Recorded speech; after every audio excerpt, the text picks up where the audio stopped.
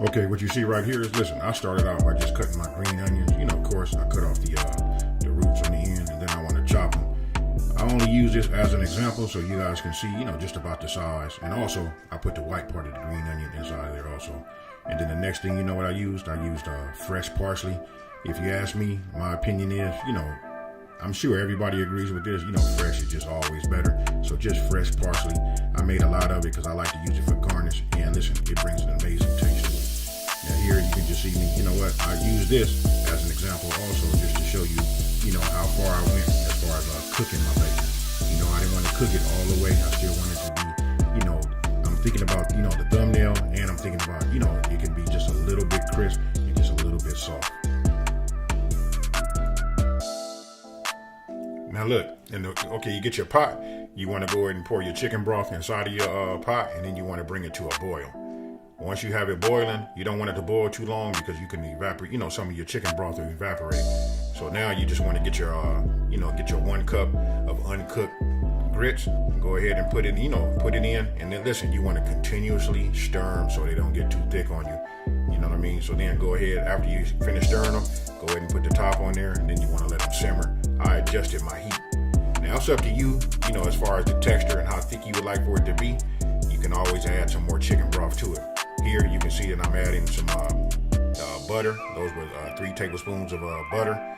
You know, salt and pepper. You know what I mean? And then listen, while it's hot, you want to just keep stirring it. You know what I mean? And again, you're looking for the texture that you would like to eat your grits in.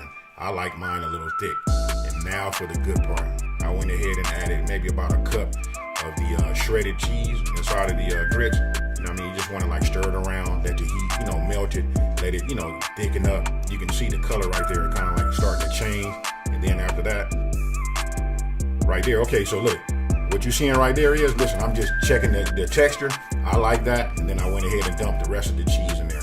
And that was 2 cups of cheese.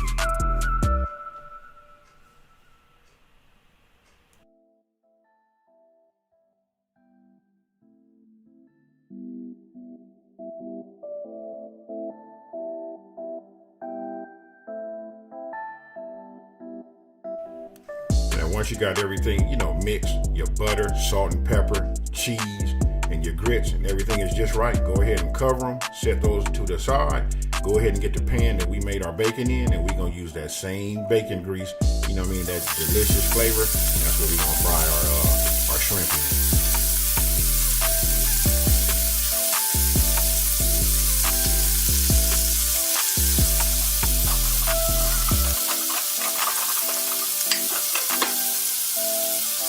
Now remember, it doesn't take long for your shrimp to come out right. We want to use a medium-high heat, you know. So right here, I'm sprinkling, you know, Tony's on there, that Creole seasoning.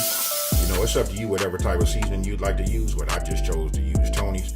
That was awesome. And then right here, you can see I'm using the minced garlic. And listen, again, it doesn't take long. So what you want to do is, you know what I'm saying, look, about 2 to 3 minutes on medium-high heat. So as you putting in the rest of your ingredients, as you see right there, you know, once I get them in there, and then we're going to start to flip them over, and then we're going to go back over the top and then start putting a little bit more seasoning on the other side.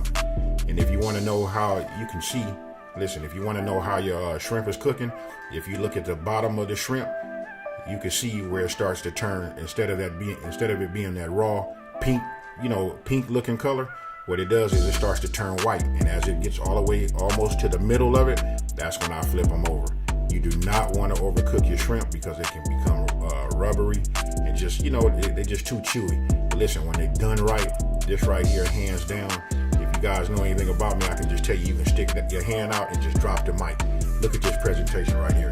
This is what you're looking for. It's seasoned just right, cooked just right, and that's it. And right here, now it's time to plate.